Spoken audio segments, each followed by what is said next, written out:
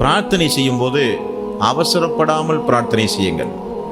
யார் அவசரம் இல்லாமல் நான் கேட்டேன் எனக்கு கிடைக்கவில்லை என்று நிராசை அடையாமல் அவசரப்படாமல் யார் பிரார்த்தனை செய்கிறார்களோ அவர்களுடைய பிரார்த்தனை தான் அங்கீகரிக்கப்படும். நாம் அல்லாஹ்வுடைய அடிமை, அவன் நம்முடைய அடிமை அல்ல, அவன் நம்முடைய எஜமான். கேட்க வேண்டியது நம்முடைய கடமை, கொடுக்க வேண்டியது அவனுடைய கடமை. நான் கேட்டுவிட்டேன் எனக்கு கிடைக்கவில்லை, நிராசை அடையாதீர்கள்.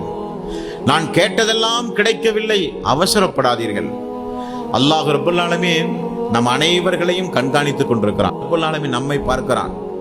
நாம் அல்லாஹ்விடத்திலே அதை கூட இதை கூட, இறைவா எனக்கு இதைத்தா அதைத்தா என்றெல்லாம் கேட்கிறோம். இதை இந்த நேரத்தில் கொடுத்தால் அவன் நன்றியோடு நடப்பானா? இதை இந்த நேரத்தில் கொடுத்தால் அவன் தாங்குவானா? இதை இந்த நேரத்தில் கொடுப்பதை காட்டிலும் இந்த நேரத்தில் கொடுப்பதுதானே அவனுக்கு சிறந்தது என்று சொல்லி ஒரு தாய் குழந்தையை வளர்ப்பதை போலத்தான் அல்லாஹ் நம்மை வளர்த்தி கொண்டிருக்கிறான். ஆகவே பிரார்த்தனை செய்யும் போது நாம் எத்தனை நாளா கேட்கிறோம், அல்லாஹ் தரமாட்டேங்கிறானே. நாம் பல நாளா இதை கேட்கிறோமே, அல்லாஹ்வுடைய காதிலே விழலையா? நம்ம இத்தனை நாள் கேட்கிறோம், இனி கேட்டு என்ன பயன்? நிறைய பேர் துவாவே செய்ய மாட்டாங்க. கேட்டா துவா செஞ்சு என்னங்க பயனு? கேட்டதெல்லாம் என்ன ரப்பு தரவா போறான்? தவறு. இஹ்லாஸான உள தூய்மையோடு அல்லாஹ்வை தவிர யாரும் நம்முடைய பாவங்களை மன்னிக்க முடியாது என்கிற எண்ணத்தோடு அல்லாஹ்விடத்திலே பிரார்த்தனை செய்யுங்கள்.